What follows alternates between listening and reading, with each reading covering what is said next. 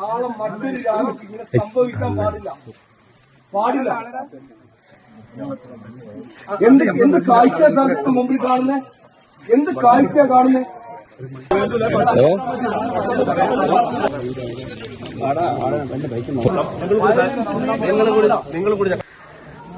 അവർ ഹോസ്പിറ്റലിലേക്ക് കൊണ്ടുപോയോ?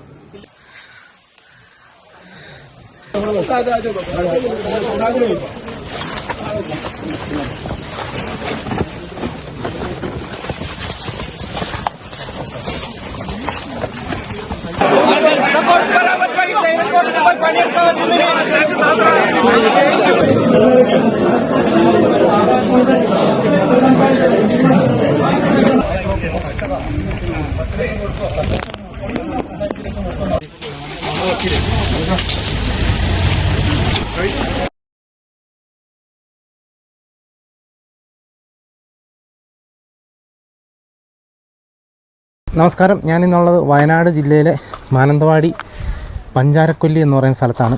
ഒരുപക്ഷെ ഇത് കാണുന്ന പലർക്കും കാര്യം മനസ്സിലായിട്ടുണ്ടാവും. വളരെ വേദനയോടുകൂടിയും വളരെ രോക്ഷത്തോടുകൂടിയും വളരെ പുച്ഛത്തോടു കൂടിയും ആണ് ഞാനിപ്പോൾ ഈ ഒരു പ്രദേശത്ത് നിൽക്കുന്നത്. കാരണം എന്താണെന്ന് വെച്ച് കഴിഞ്ഞാൽ വീണ്ടും ഒരു ജീവൻ കൂടെ പൊലിഞ്ഞിരിക്കുകയാണ്. അതും കടുവ തിന്നിരിക്കുകയാണ്. ഇന്ന് രാവിലെയാണ് സംഭവം ഉണ്ടായത്. ഇന്ന് വെള്ളിയാഴ്ചയാണ്. വെള്ളിയാഴ്ച ഒരു രാവിലെയാണ് കാപ്പി പറിക്കാൻ പോയ ഒരു ചേച്ചിക്കാണ് ഈ സംഭവം ഉണ്ടായിരിക്കുന്നത്. ആളുടെ ഡീറ്റെയിൽസും കാര്യങ്ങളൊക്കെ ഞാൻ വഴിയെ പറഞ്ഞു തരുന്നതാണ്. ഞാനിപ്പോൾ കിതയ്ക്കുന്നത് എന്താണെന്ന് വെച്ച് കഴിഞ്ഞാൽ അത്യാവശ്യം കയറ്റമൊക്കെ കയറി ആണ് ഇങ്ങോട്ട് വന്നത്. അതിൻ്റെ ഒരു കിതപ്പാണ്. എന്നാലും വളരെ കഷ്ടം തന്നെയാണ് ഇവിടുത്തെ ഒരു അവസ്ഥ എന്ന് പറയുന്നത്. എത്ര ആളുകൾ മരിച്ചാലും ഇതിനൊരു അറുതി വരുന്നില്ല എന്നുള്ളതാണ് ഏറ്റവും ദുഃഖകരമായിട്ടുള്ളൊരു കാര്യം. എന്താണ് ഇതിനൊരു പോംവഴി, എന്നാണ് ഇതിനൊരു അവസാനം ഉണ്ടാവുമെന്ന് എനിക്കറിയത്തില്ല. ഏതായാലും ഞാനിപ്പോൾ ആ സ്ഥലത്തേക്കാണ് പോകുന്നത് കേട്ടോ. നാളെ മറ്റൊരു രാജ്യത്ത് ഇങ്ങനെ സംഭവിക്കാൻ പാടില്ല. എന്ത് കാഴ്ച സ്ഥലത്തിന് മുമ്പിൽ കാണുന്നേ? എന്ത് കാഴ്ച കാണുന്നേ? ഇതൊന്നല്ല. ഇത് നമ്മൾ സ്വകാര്യ സാറിന് അറിയാലോ, നമ്മൾ ഇന്ന് വരെ ഞങ്ങൾ പോലീസിനെയോ ഫോറസ്റ്റിനെയോ ഇന്ന് ഡിഫൻസ് ചെയ്യാൻ വേണ്ടി വന്ന ആളുകളല്ല. ഞങ്ങൾ നിങ്ങളെ ആരെയും മോശമായിട്ട് പറയുക അല്ലെങ്കിൽ നിങ്ങളുടെ മെച്ചപ്പെട്ട് നേടാൻ വേണ്ടി ഞങ്ങൾ പറയുന്ന ഈ കാര്യങ്ങൾ ഇത് ദിവസം തൊഴിലാളിയല്ല, പുറത്തുള്ള ആളാണ്. ഫോറസ്റ്റ് അല്ല, തോട്ടത്തുനിന്ന്.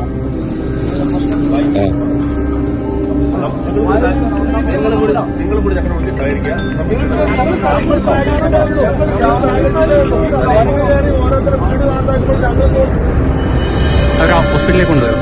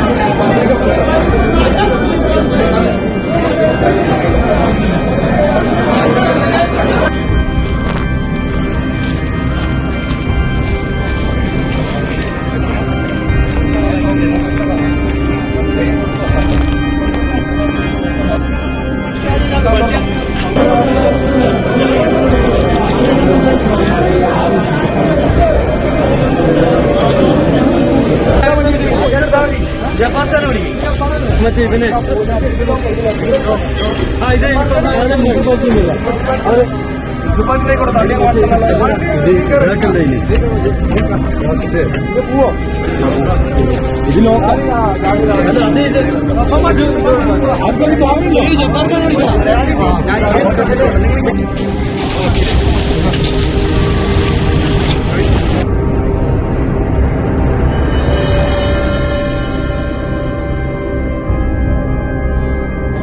ഞാനിപ്പോൾ അങ്ങോട്ട് നടന്നു പോയിക്കൊണ്ടിരിക്കുകയാണ്. നമുക്കിവിടെ കാണാം പോലീസുകാരും അതുപോലെ തന്നെ ഫോറസ്റ്റ് ഉദ്യോഗസ്ഥരും ഒക്കെ ഇഷ്ടംപോലെ ഉണ്ട്. ഞാനിപ്പോൾ ഇങ്ങോട്ട് കടന്നു വന്നപ്പോൾ മാനന്തവാടി ടൗണിലൊക്കെ വലിയ തിരക്കും ഹോസ്പിറ്റലിൻ്റെ അവിടെയൊക്കെ വലിയ സെക്യൂരിറ്റിയൊക്കെയാണ് കൊടുത്തിരിക്കുന്നത്. അതുപോലെ തന്നെ ഫോറസ്റ്റ് ഓഫീസിൻ്റെ അവിടെ വലിയ നിയന്ത്രണങ്ങളൊക്കെയാണ്. കാരണം ഒരു മനുഷ്യജീവനാണ് പോയിരിക്കുന്നത്. കുറച്ച് ദൂരം മുകളിലേക്ക് കയറി പോകാനായിട്ടുണ്ട്. ഇപ്പോഴത്തെ പിള്ളേരുടെയൊക്കെ ഭാഷയിൽ പറഞ്ഞു കഴിഞ്ഞാൽ നമുക്ക് സത്യം പറഞ്ഞു കഴിഞ്ഞാൽ നമ്മുടെ സംവിധാനങ്ങളോടൊക്കെ പുച്ഛം തോന്നും കേട്ടോ. കാരണം കഴിഞ്ഞ വർഷം, അതായത് ഒരു വർഷം കഴിഞ്ഞിട്ടേ ഉള്ളൂ, മൂടക്കൊല്ലി എന്ന് പറയുന്ന സ്ഥലത്ത് പ്രതീഷ് എന്ന് പറഞ്ഞ ആൾക്ക്, പ്രതീഷ് എന്ന് പറഞ്ഞ ആ ഒരു യുവാവിനെ കടുവ കടിച്ച് കൊന്നിട്ട് കൃത്യം ഒരു വർഷവും ഒരു മാസവും കഴിഞ്ഞ് കഴിഞ്ഞപ്പോഴത്തേക്കും അടുത്തത്. ഇതിനിടയ്ക്ക് എത്ര പേരുടെ ജീവൻ ആന മൂലം പൊലിഞ്ഞു എന്നുള്ള കാര്യം നമുക്കെല്ലാവർക്കും അറിയാം. ഏതായാലും വളരെ സങ്കടത്തോടു കൂടി മാത്രമേ എനിക്ക് ഈ വാർത്ത അവതരിപ്പിക്കാൻ പറ്റുള്ളൂ കേട്ടോ. കാരണം അതങ്ങനെയാണ്. ഒരു മനുഷ്യനെ കടുവ പച്ചയ്ക്ക് തിന്ന് എന്നൊക്കെ പറയുമ്പോൾ ആലോചിക്കാവുന്നേ ഉള്ളൂ ആ ഒരു മനുഷ്യൻ അനുഭവിച്ച വേദനയും ഒക്കെ എന്താണെന്നുള്ളത്. ഇവിടെയൊക്കെ ഇഷ്ടംപോലെ വീടുകളും കാര്യങ്ങളൊക്കെ ഉള്ളതാണ്. ഇവിടെ ചേട്ടാ ഈ എസ്റ്റേറ്റിൻ്റെ പേരെന്താ? പ്രിയദർശിനി അല്ലേ? പ്രിയദർശിനി എസ്റ്റേറ്റ് എന്ന് പറഞ്ഞ എസ്റ്റേറ്റിൻ്റെ അകത്താണ് ഈ സംഭവം. നിങ്ങൾക്കൊക്കെ അറിയാവുന്ന ആൾ തന്നെയാണ്? ആണല്ലേ? ഇന്ന് രാവിലെ കാപ്പി പറിക്കാൻ പോയതാണ്. അവര് പിന്നെ തറാട്ടാണ് അവർ വീട്ടിൽ. അവര് തൊട്ടടുത്തുള്ള ഈ വീട്ടിലേക്ക് കാപ്പി പറിക്കാൻ വന്നതല്ലേ? അവര് ഡെയിലിയിലെ വരവാണ്. പിന്നെ നിങ്ങൾ കണ്ടിട്ടുണ്ടല്ലോ, ആളെ അറിയാവുന്നല്ലേ? ആളെയൊക്കെ അറിയാം. ആണല്ലേ? ഇന്ന് രാവിലെ കണ്ടിരുന്നോ? ഇന്ന് രാവിലെ കണ്ടില്ല. ഉണ്ടല്ലേ? ഇന്ന് രാവിലെ എങ്ങോട്ട് വന്നേ? അവർ രാവിലെ അപ്പുറത്ത് ഒരു സോട്ട് വഴി ഉണ്ട്, അതിലടുത്താണ്. അതിൽ കൂടെ ഭർത്താവ് കൊണ്ടുവന്നിട്ട് അവിടുന്ന് കുറച്ച് ഇറക്കല്ലേ ഉള്ളൂ. അപ്പോൾ അങ്ങനെ ഇറക്കി വിട്ടിട്ട് മൂപ്പര് പോയി. ഭർത്താവ് ഇറക്കി വിട്ടിട്ട് പോയി. അപ്പോൾ ആ വയൽ സൈഡാണ്, കൊല്ലിയാണ്. കൊല്ലിയെന്ന സംഭവം ഉണ്ടായല്ലേ? എന്നിട്ട് ഇത് എപ്പോഴാണ് അറിഞ്ഞ സംഭവം? അറിഞ്ഞൊരു 10-10:30 മണി 11 മണി. ആ സമയത്ത് അറിഞ്ഞില്ല? ആ സമയത്ത് അറിഞ്ഞില്ല. എത്ര മണിക്ക് കൊണ്ടുപോയിട്ട്? 8 മണിയായപ്പോഴാ? 8 മണിയായപ്പോൾ അവർ പണിക്ക് വരുന്നതാണ്. 10 മണിയായപ്പോഴാ പിന്നെ ചെന്ന ആളുകളാണ് കണ്ടത്? ടെൻഡർ ബോട്ടിന്റെ ആൾക്കാരാണ് കണ്ടത്. അവർ കണ്ടിട്ടാണ് പിന്നെ അവിടുത്തെ വീട്ടുകാരറിഞ്ഞ്. ആണല്ലേ? പുള്ളിക്കാരി ഒറ്റയ്ക്കാവേ? ഒറ്റയ്ക്ക് ഇറങ്ങി വന്നേ. ആണല്ലേ? വേറെ അപ്പോൾ കൂടെ ആൾക്കാരും ഇല്ല? ഇല്ല, ഒരു പണിക്കാരിയേ ഉണ്ടായി. ഭർത്താവ് എന്താക്കി, കുറച്ച് ദൂരല്ലേ ഉള്ളൂ എന്ന് പറഞ്ഞിട്ട് എന്നാ അവിടുന്ന് പിന്നെ ഇറക്കി വിട്ടിട്ട് ഭർത്താവ് തിരിച്ചു പോയി. എൻ്റെ അമ്മ. ഭർത്താവും പണിക്ക് പോകുന്നല്ലേ? പുള്ളി ഫോറസ്റ്റ് എന്താ ജോലി? മൂപ്പരും ഫോറസ്റ്റ് വാച്ചർ അല്ലേ? അപ്പോൾ ഈ എന്താ പറയുക, ആരെങ്കിലും നേരിട്ട് കണ്ടോ കടുവേനെ? ആരും കണ്ടില്ലല്ലേ? വല്ലാത്ത ഒരു ഇത് തന്നെ കേട്ടോ. ഭർത്താവ് അവരെ പണിക്ക് കൊണ്ടുപോയി ഈ ഒരു സ്ഥലത്തിന് കുറച്ച് അപ്പുറത്തുള്ള ഒരു പ്രദേശത്ത് ഇറക്കി വിട്ടിട്ട് പോയതാണ്.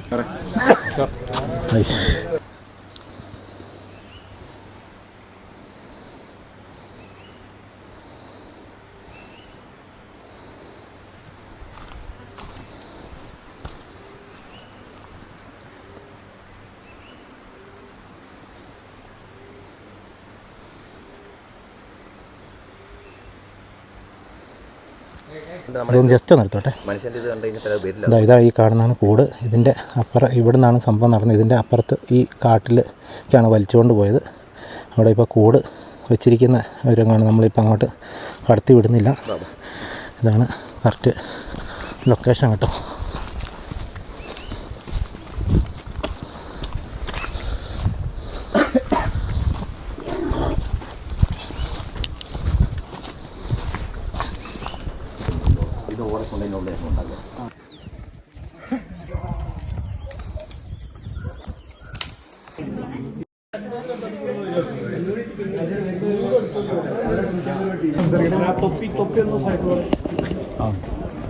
ഇതിന്റെ ഈ ഇരുട്ടായി സമയമായി സൗത്തിൽ ഈ ഒരു ഘട്ടത്തിലായിരിക്കും. നമ്മളിപ്പോൾ കൂട് വെച്ച് കഴിഞ്ഞു. ഇപ്പോൾ കൂട്ടിൽ കൂടുമെന്നാണ് ഞങ്ങളൊരു പ്രതീക്ഷ. കാരണം അത് രണ്ടാമതും ആ വഴിക്ക് സഞ്ചരിച്ചിരുന്നു. അതിൻ്റെ ഒരു പശ്ചാത്തലത്തിൽ കൂടുതൽ അത് അകപ്പെടുന്നുള്ളത് പ്രതീക്ഷ. ഏതായാലും അത് നേരം വിളിക്കുന്നവരെ നമ്മൾ നിരീക്ഷിച്ചുകൊണ്ടിരിക്കും. അതുപോലെ തന്നെ മറ്റുള്ള ഈ RRT ടീമും അതിൻ്റെ കൂടെ തന്നെ നാളെ നേരം വിളിക്കുന്നവരെ എന്നോടൊപ്പം ഉണ്ടാവും. ഇതാണ് ഇപ്പം നമ്മൾ എടുത്തിട്ടുള്ളൊരു പൊസിഷൻ എന്ന് പറയുന്നത്. നമ്മൾ പിന്നെ കുടുംബത്തിനുള്ള ആദ്യം ഒരു കോമ്പൻസേഷൻ നമ്മളിപ്പോൾ തന്നെ കൊടുക്കാൻ വേണ്ടി പോവുക. ഇപ്പോൾ ഒരു 5 ലക്ഷം നമ്മൾ കൊടുക്കും. എന്നിട്ട് ഞങ്ങളോട്ട് പോകുന്നത് വീട്ടിലേക്ക്.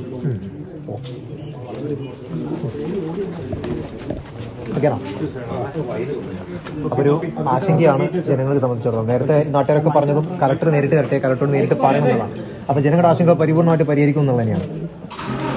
ബഹുമാനപ്പെട്ട മിനിസ്റ്റർ രാവിലെ മുതൽ സ്ഥലത്തിലുണ്ട്. റവന്യൂ ഡിപ്പാർട്ട്മെന്റ് ഉണ്ട്, ഫോറസ്റ്റ് ഡിപ്പാർട്ട്മെന്റ് ഉണ്ട്, പോലീസ് എല്ലാവരും നല്ല ഇടപെടൽ രാവിലെ മുതൽ അവിടെ ഉണ്ടായിരുന്നു. അപ്പോൾ ഞാൻ കണ്ണൂരിനെ ഒരു മാവോയിസ്റ്റ് റിവ്യൂവിനെ മീറ്റിങ്ങിൽ പോയിക്കൊണ്ടുണ്ടായിരുന്നു. അപ്പോൾ immediately I also return back. അപ്പോൾ നല്ല രീതിയിൽ ബഹുമാനപ്പെട്ട മന്ത്രി തന്നെ ഇടപെട്ടിട്ട് കാര്യങ്ങളും തീർപ്പാക്കിയിട്ടുണ്ട്. അപ്പോൾ ഇനി മറ്റുള്ള കാര്യങ്ങളും നമ്മൾ what ever we have committed നമുക്കത് ഓണർ ചെയ്യും.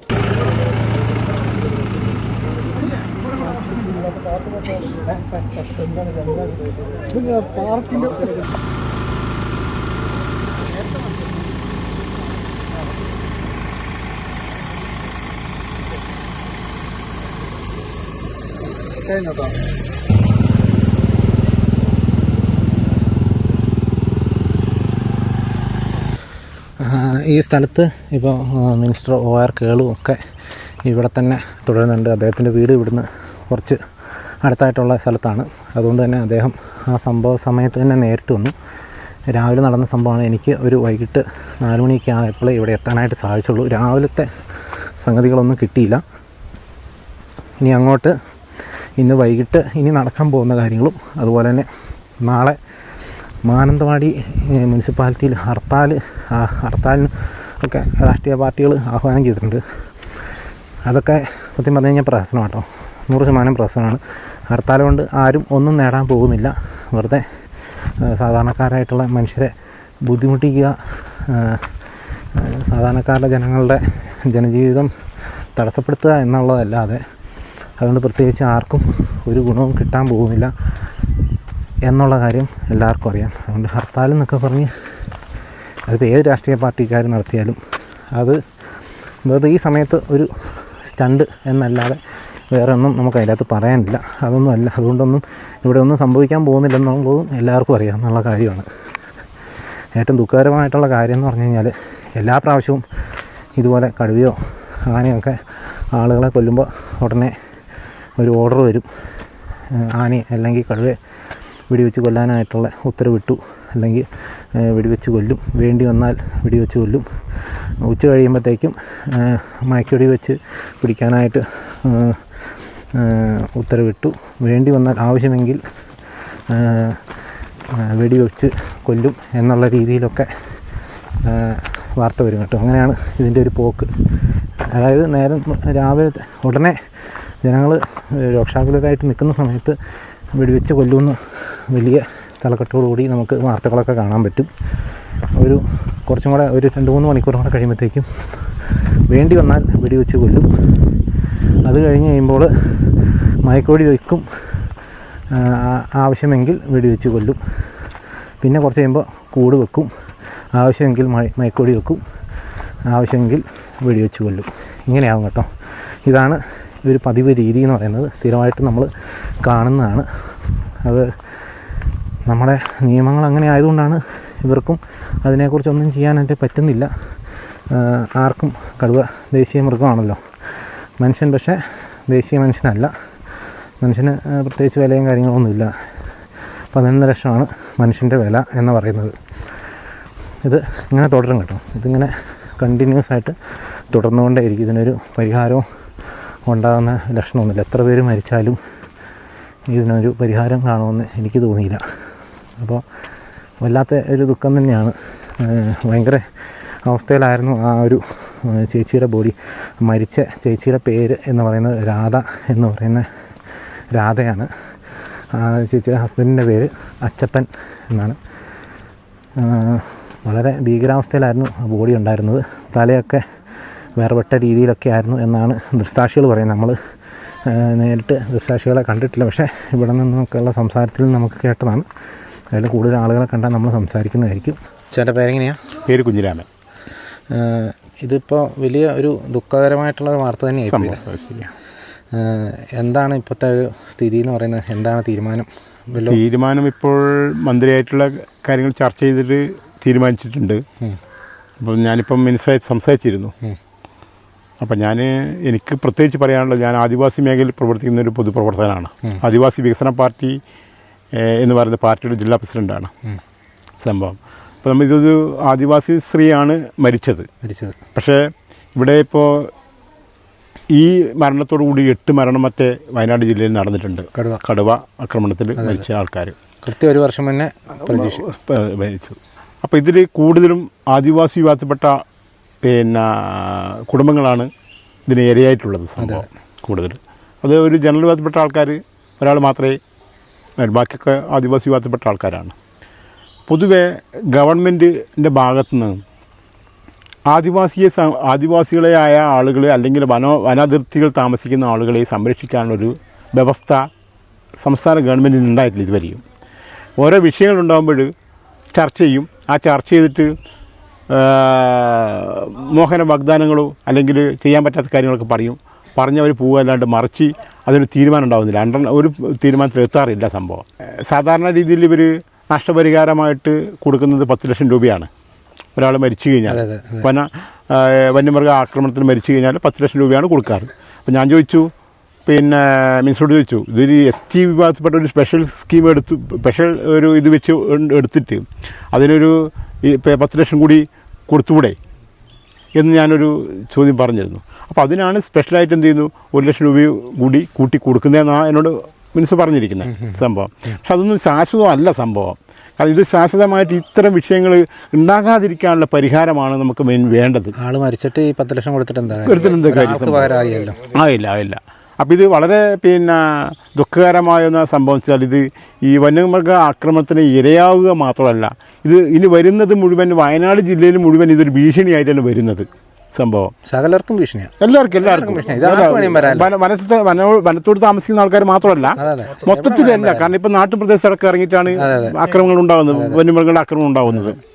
അപ്പം ഇത് വളരെ ശാശ്വതമായിട്ടൊരു പരിഹാരം വനമായിട്ട് വേർതിരിച്ചുകൊണ്ട് വന്യമൃഗങ്ങളെ നാട്ടുപ്രദേശത്തേക്ക് ഇറങ്ങാതിരിക്കാനുള്ളൊരു മാർഗ്ഗങ്ങൾ ഗവൺമെൻറ് ചെയ്യേണ്ടത് അടിയന്തരമാണ് സംഭവം. അതിന് ആദിവാസി എന്നല്ല, എല്ലാ വിഭാഗത്തിൽപ്പെട്ട ആളുകൾക്കും ഇതൊരു ഭീഷണിയാണ് ഇപ്പോൾ വന്നുകൊണ്ടിരിക്കുന്നത്. കാരണം ഇപ്പോൾ കഴിഞ്ഞ വർഷം നമുക്കറിയാൻ കഴിയും, മാനന്തവാടി ടൗണിൽ പോലും കഴിഞ്ഞ ദിവസം ആന ഇറങ്ങി ഒരു സംഭവം. അപ്പോൾ എല്ലാവർക്കും അറിയാവുന്ന കാര്യമാണ്. 1 വർഷം ആവുന്നതേ ഉള്ളൂ. അപ്പോൾ ഇത് വളരെ ഗുരുതരമായ സംഭവമാണ്. വന്യമൃഗത്തെ ഗവൺമെൻറ് സംരക്ഷിക്കണം. അതോടൊപ്പം തന്നെ ഇവിടുത്തെ നാട്ടുകാരെയും പൊതുജനങ്ങളെയും മുഴുവൻ സംരക്ഷിക്കേണ്ട ബാധ്യത ഗവൺമെൻറ്റിനുണ്ട്. അതോടൊപ്പം ഇപ്പോൾ ഈ ബെനിഫിറ്റ് കൊടുക്കുന്നത് ശരിക്കും ഇതൊന്നും കേവലം ഗവൺമെൻറ് ശരിക്കും പറഞ്ഞു കഴിഞ്ഞാൽ ഒരാൾക്ക് കൽപ്പിച്ചിരിക്കുന്നത് ഒരു 10 ലക്ഷം രൂപയേ ഉള്ളൂ. അതുകൊണ്ട് തൃപ്തിപ്പെടാൻ പറ്റുമോ സംഭവം? ഇപ്പോൾ ഒരാൾ മരിച്ചു കഴിഞ്ഞിട്ട് നമ്മളൊരു 1 കോടി കൊടുത്താൽ നമുക്ക് തൃപ്തിപ്പെടുത്താൻ കഴിയില്ല, അത് വേറെ കാര്യം. പക്ഷേ എങ്കിലും ശരി, ഒരു ബെനിഫിറ്റ് കൊടുക്കുമ്പോൾ യഥാർത്ഥത്തിലൊരു നഷ്ടപരിഹാരം അത് പോരാ എന്നുള്ളതാണ് എൻ്റെ ഒരു അഭിപ്രായം. ഞാൻ ആദിവാസി വികസന പാർട്ടി എന്ന നിലയ്ക്ക് ഞാൻ ഇതിനു മുമ്പേ ഒരു 3-4 വർഷം മുമ്പേ 25 ലക്ഷം രൂപ ഈ വന്യമൃഗ ആക്രമണത്തിന് ഇരയാകുന്ന ആളുകൾക്ക് അവരുടെ കുടുംബങ്ങൾക്ക് കൊടുക്കുകയും ശാശ്വതമായ പരിഹാരം അവർക്കൊരു ആ കുടുംബത്തിൽ ജോലിയും കാര്യങ്ങളും കൊടുത്തുകൊണ്ട് അവരെ സംരക്ഷിക്കാനുള്ള ഒരു വേദി ഗവൺമെൻറ് ഉണ്ടാക്കണം. ഭർത്താവ് ഇപ്പം താൽക്കാലിക വാച്ചറാണ്, പക്ഷേ മറ്റൊരു വ്യക്തിക്കും കൂടി ഈ കുടുംബത്തിലെ ഒരു വ്യക്തിക്ക്, മകനോ ആരെങ്കിലും ഒരാൾക്ക് ജോലി കൊടുക്കാമെന്നുള്ളൊരു വാഗ്ദാനം പറഞ്ഞിട്ടുണ്ട്. പക്ഷെ ശാശ്വതമല്ല. അതും മിക്കവാറും വാച്ചറായിട്ടൊക്കെ ആയിരിക്കും. അത് പ്രജീഷിന്റെ കേസിൽ നമ്മൾ കണ്ടതാണ്. അപ്പം അങ്ങനെ ഈ പൊതുവേ വരുന്നത് ഏത് മിനിസ്റ്റർ വന്നിട്ടായാലും സംസാരിക്കുന്നത് ആ സമയത്തുനിന്ന് ഈ ജനരോഷത്തെ അടക്കാൻ വേണ്ടിയിട്ട് ഒരു വാഗ്ദാനം കൊടുക്കും.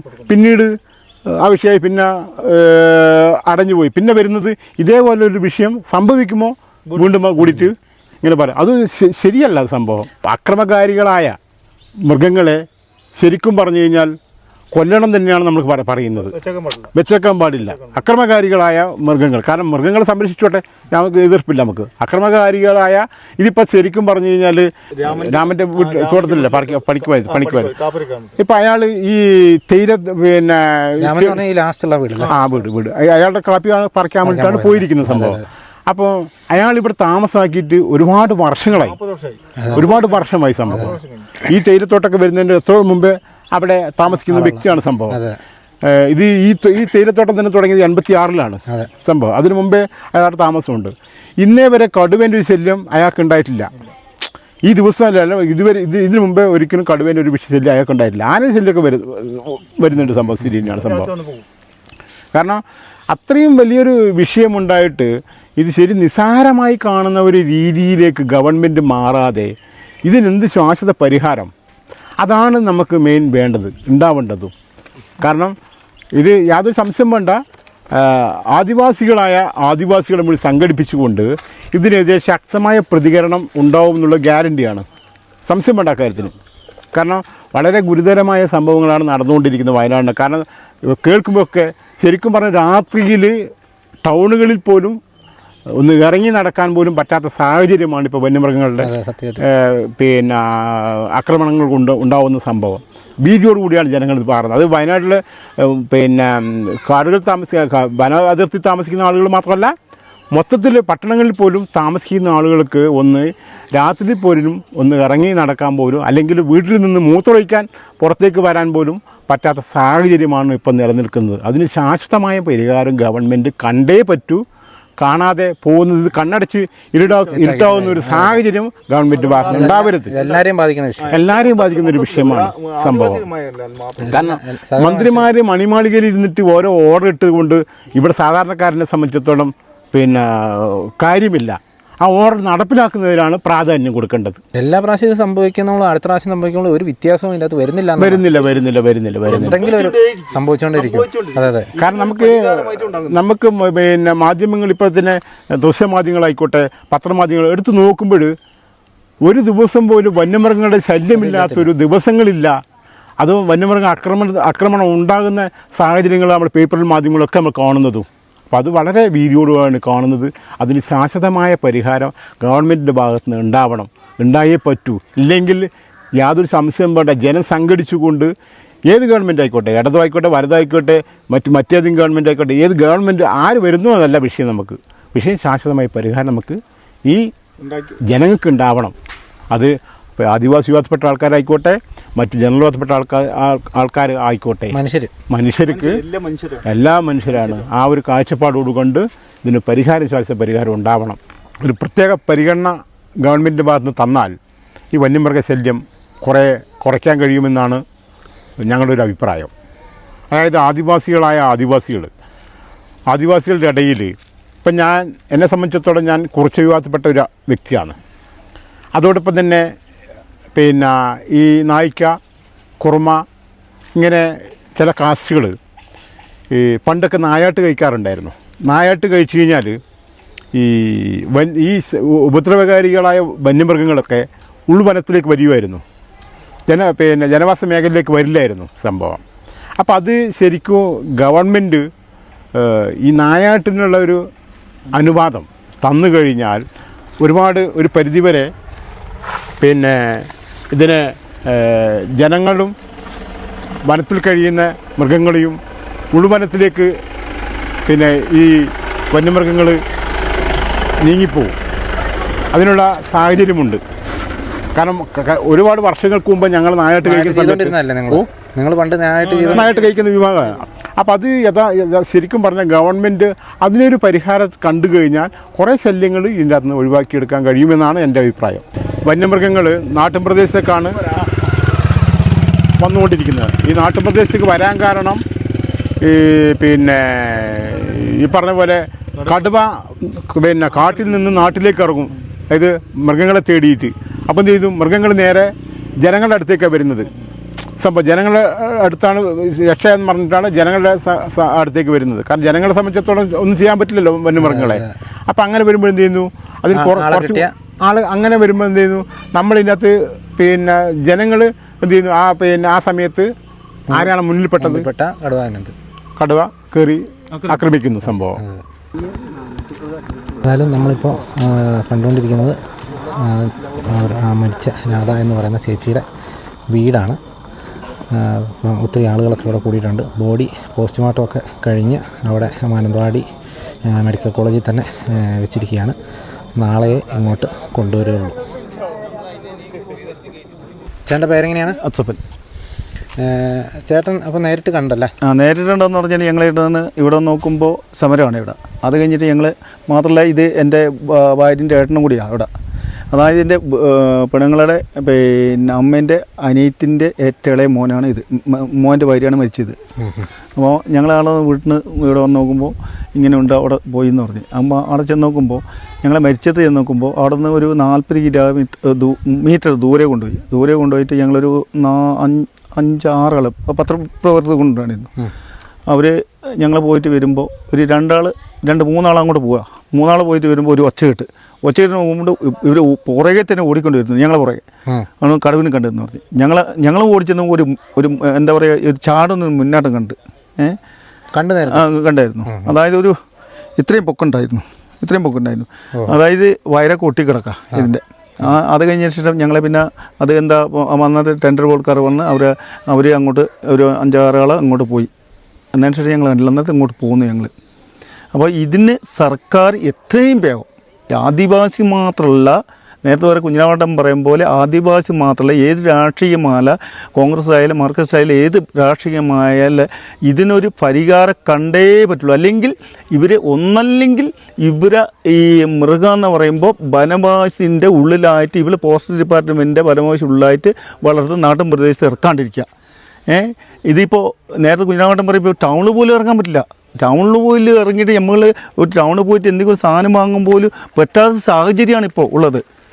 അപ്പോൾ അതിന് എത്രയും വേഗം സർക്കാർ കൂടുതലായിട്ട് ഞാൻ പറയുന്നത് എത്രയും വേഗം ഇതിൻ്റെ ഒരു പരിഹാരമായിട്ട് കാണും. നേരത്തെ കുഞ്ഞാണ്ടൻ പറയുന്ന പോലെ 8-9 ആദിവാസികൾ പോയിട്ട് ഒരു ജനറലായിട്ടുണ്ടെങ്കിൽ ഇതിനെക്കാട്ടി വലിയ സമരമായിരിക്കും. അപ്പം നമ്മൾ ഇത് മൊത്തം ആദിവാസി മാത്രമല്ല, ജനങ്ങൾ എല്ലാവരും കൂടി ഒറ്റക്കെട്ടായിട്ട് ഇതിന് സമരം ചെയ്തേ പറ്റുള്ളൂ.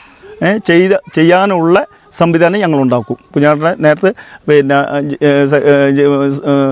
വികസന ജില്ലാ സെക്രട്ടറി പറയും പോലെ ഇതിനൊരു പരിഹാരം ഞങ്ങൾ കണ്ടെത്തും. അല്ലാണ്ട് നമുക്ക് പുറത്തിറങ്ങാൻ പറ്റില്ല. നമ്മൾ കുട്ടികൾ സ്കൂളിൽ പോകണ്ടേ. ഇപ്പോൾ ഇതുകൊണ്ട് എന്താണെന്നറിയാം, വനകാർക്കാർ അടക്കം ബുദ്ധിമുട്ടായി, അവർക്കും ബുദ്ധിമുട്ടായി. അവരും മനുഷ്യരില്ലേ. അപ്പോൾ ഇതിന് എത്രയും വേഗം ഒരു പരിഹാരം ഉണ്ടാക്കിയതിന് ശേഷം ഇത് എന്താണെന്ന് പറഞ്ഞാൽ ഇങ്ങനെ, ഇല്ലെങ്കിൽ ഇത് വീണ്ടും കൂടി ഇപ്പോൾ ഒന്നിനെ ഇവിടെ നിന്ന് നാളെ പിറ്റേന്ന് അപ്പുറത്ത് നിന്നാൽ ഇതെല്ലാം സംഭവിക്കാം. മന്ത്രി വന്നാലും വന്നാലും അല്ലെങ്കിൽ പിന്നെ കലക്ടർ വന്നാലും എന്താ പറയുക, അതിന് പരിഹാരം ഉണ്ടാക്കാം. നേരത്തെ കുഞ്ഞിനാവട്ടം പറയുമ്പോൾ ഇപ്പോൾ 1 കോടി ഉറുപ്പ്യ ഒരാൾക്ക് മരിച്ചു കഴിഞ്ഞ് കിട്ടിയിട്ട് ഈ കോടി എന്തിനാ അല്ലേ? ഈ കോടിയായിട്ട് ഒരു മനുഷ്യനായിട്ട് നമ്മളായിട്ട് ഒരു മനുഷ്യനും വാങ്ങാൻ പറ്റില്ലല്ലോ. അപ്പോൾ അതിന് എത്രയും വേഗം സർക്കാർ ഇതിനൊരു പരിഹാരം ഉണ്ടാക്കി. ഇല്ലെങ്കിൽ ഞങ്ങൾ ഈ ആദിവാസി മേഖല മാത്രം മൊത്തത്തിൽ ജനങ്ങൾ ഒന്നാക്കി ഈ സമരത്തേക്ക് ഇറങ്ങും. ഞങ്ങൾ ഇത്രയേ പറയാനുള്ളൂ. ഏതായാലും നമ്മൾ ഇന്ന് കണ്ടതൊക്കെ ഞാനൊരു 4 മണിക്ക് ശേഷം വന്നപ്പോൾ കണ്ട കാഴ്ചയാണ്. ഞാനിന്ന് മലപ്പുറത്ത് ഒരു വീഡിയോ എടുക്കാനായിട്ട് മലപ്പുറത്ത് കാട്ടാന കിണറ്റി വീട് ആ ഒരു വിഷയം കവർ ചെയ്യാനായിട്ടാണ് ഞാൻ പോയത്. അപ്പോൾ ഈ വീഡിയോ ഇട്ടതിന് ശേഷമേ ആ ഒരു വീഡിയോ ഇടുകയുള്ളൂ എന്ന് ഞാൻ അറിയിക്കുന്നു കേട്ടോ. അപ്പോൾ ഏതായാലും ഇതാണ് നമ്മൾ ഇന്ന് ഇവിടെ വന്നപ്പോൾ കണ്ട ഒരു കാഴ്ചയും ഒരു സംഭവ വികാസങ്ങളൊക്കെ ഇതാണ്. തുടക്കത്തിൽ ഒരു ഉച്ചയ്ക്ക് മിനിസ്റ്റർ കടുവയെ വെടിവെച്ച് കൊല്ലും എന്നുള്ള രീതിയിലായിരുന്നു സംസാരിച്ചത്.